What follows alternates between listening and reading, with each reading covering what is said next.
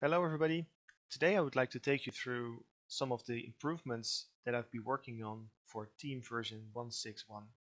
This version has a large number of smaller look and feel and usability improvements, but there's also a couple of very fundamental things that are happening behind the scenes, and I think it's worthwhile to explain that in a little bit more detail. So the biggest change is happening in the way the configuration is managed. While previously there was a radio button that would allow you to select between a development and a production context, I've basically overhauled that completely and made the environment the central tenant of the whole solution, which means that all the settings and all the configurations and everything else is related to an environment as a subject area or as a domain that you can work in. It also means that you can create as many as you would like. For example, if I go here in new environment and I'm going to say this is Roelant's environment,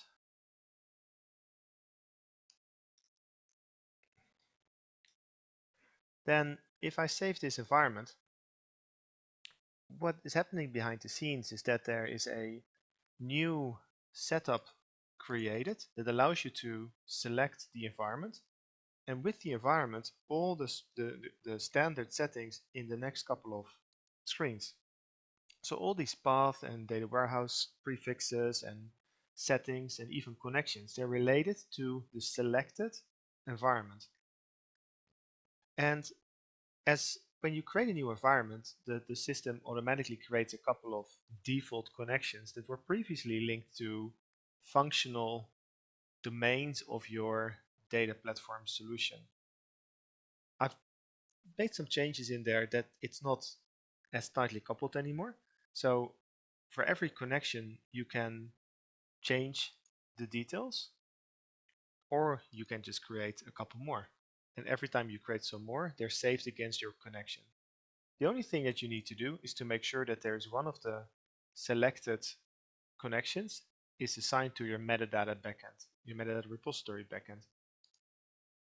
What happens here is that every connection, I'm going to switch back to the development connection now, is basically linked to a specific number of settings that are then assignable to where you want to use them for your implementation. For example, if I want to generate sample content, this screen has been changed as well, where you can now say, okay, I want to create sample content, but against this connection. Or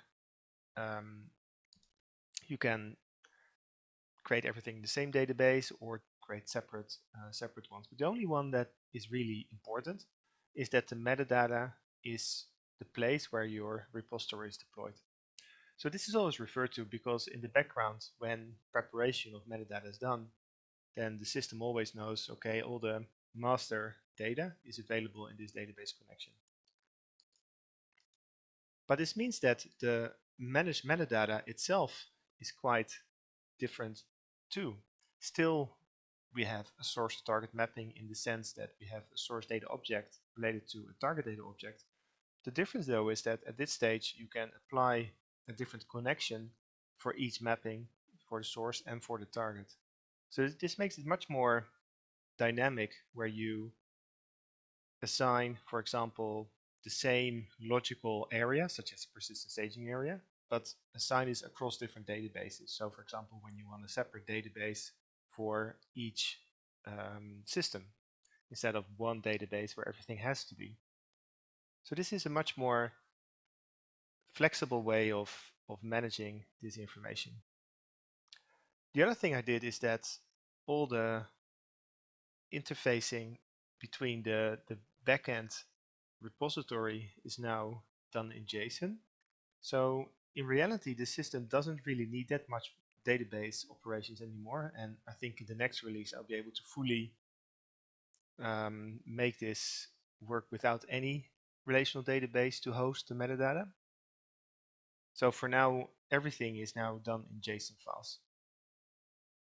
The connections that are set can then be activated to generate the resulting metadata in the target data warehouse automation interface schema. And this is done either by directly querying the information as per these connections, or you can select virtual mode and it will apply the validation and the preparation against the in-memory snapshot of the physical model, which was earlier prepared against these connections. To do so, I'm going to switch back to an earlier version, for the starter version, and then you can see in the background the JSON files that contain this metadata, this source target metadata, are then switched in for use.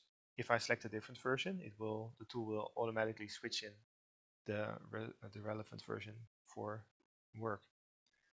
When I press activate, the same processes are applied and the metadata is then prepared in the target state. We can see here that there's 32 JSON files created. We can go to the output directory and then open one up and see that indeed the metadata that we have prepared is now published in this schema definition, which can be consumed by upstream applications such as virtual data warehouse for code generation.